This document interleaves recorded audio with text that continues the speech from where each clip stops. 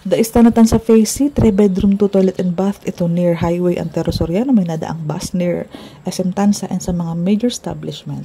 Si Model 58 na provision for 3 bedrooms and dalawa ang toilet and bath nito is much elevated or much higher pa dun sa isang model natin. Ang ating carport is almost cover up yan. Yung covering na yan ng ating carport is expanded sa taas. Kaya ang ating second floor is napaka spacious na yung ating second floor. Ang deliverable unit natin is naka-bare type, pero rest assured, napakaganda ng quality. Makikita mo naman po sa structure na ito. Gantong-ganto ang marireceive mo upon turnover. Naka-steel deck po yan at buhos po yung bigat na yan sa gitna. Dining area, service area na pwede mong i-expand into kitchen area. Ito, dyan, pwede maging laundry area. Ito naman ang ating full toilet and bath, high ceiling na toilet and bath sa baba kasi dalawa, isa sa taas. Buhos ang first 2 steps, kabuuhan ng view sa ating living area and dining area. Second floor, ayan siya, oh, yun ang na-expand, high ceiling, mas malaki po itong space. Provision for 3 bedrooms, pero kung gagawin mong 2 bedrooms, napakalaki po niyang space. High ceiling, oh. Ganyan po kaganda ang quality kapag si Charles Builder po ang gumawa. Habang madami pa kaming units at bungad na po near main gate na ang aming mga available units. Block number 1, number 2, and number 3. Ito po ang pangalawang toilet and bath sa taas. Ayan po, 1, 2. Pwede siya talagang provision for 3 bedrooms. Kaya maganda po ma-visit nyo kami. Ito full toilet and bath in size. High ceiling po yan. Tara, i-check naman natin yung dress-up unit para makita mo kung paano nila pinaganda yung dress-up model. Daily tripping and daily reservation kami kay Istanatan sa Phase C 58 model. Ito po ang ating car park. So, yan. Nasa kabilang side lang po ang ating dress-up unit. Ganito pag, ayan po, mapapansin mo po yung ceiling na yan.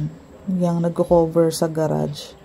Ayan po, Kaya wala lang masyadong ipaparenovate. So, ito po ang ating living area kapag naka-dress up na.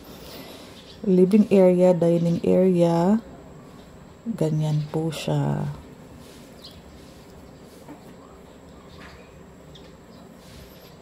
Ito yung side. Ito pwede mo pabasag to. Pwede mong ipalagay doon sa service area sa likod para mas maging spacious ang yung dining area. Malaki pa po kasi ito kung dito ka maglalagay ng sink.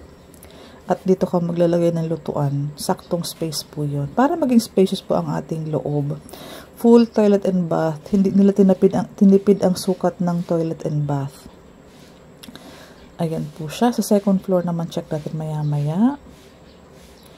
So, ito po, pre-selling state po. 24 months po ang down payment. Para wag kayong mabigatan sa down payment na ilalabas po ninyo.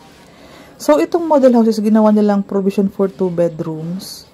Pero, ang laki po ng first and second room nila. May built-in cabinet pa. Ayan po. Ito, dalawang single bed for the kids. Ayan po siya. Malaki po ito. Check natin yung master's bedroom. Kahit po kasi naka-built-in ang cabinet, makikita mo ang space is napakalaki pa din. Ito din po, built-in cabinet din po to. Pero sa personal po, pag nag-visit kayo sa amin, malaki po ang naging space niya. Kaya ang tawag dito is expanded unit, si 58 model. Ayan po ang kabuuan ng ating master's bedroom. Nakain kasi ng space ang malaking mga built-in cabinet. Pero kung mapapansin mo dito, mas spacious pa din siya. Ito ang ating full toilet and bath sa master's bedroom. Ayan siya. Pwedeng maligo na dyan. Hindi po siya yung typical powder room. Talaga pong full toilet and bath ang size. So, ganito ang kabuuan ng ating master's bedroom. Para po sa mga promo, directly message me. Nasa baba po ang aking Facebook, Messenger, ang aking WhatsApp and Viber.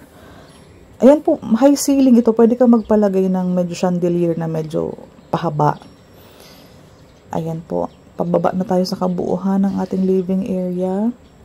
So, habang inaantay mo yung bahay, pwede ka nang magplano ng pwedeng maging design.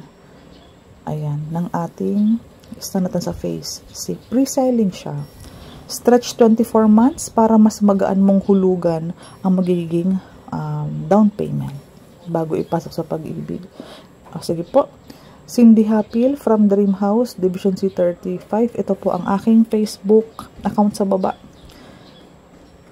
Please like my video. Subscribe na din po para sa mga upcoming updates about sa mga projects sa Cavite. Ang Facebook ko po ito, pero may link po yan sa baba. I-click mo na lang. Or kung gusto mong i-search, yun po ang aking pangalan.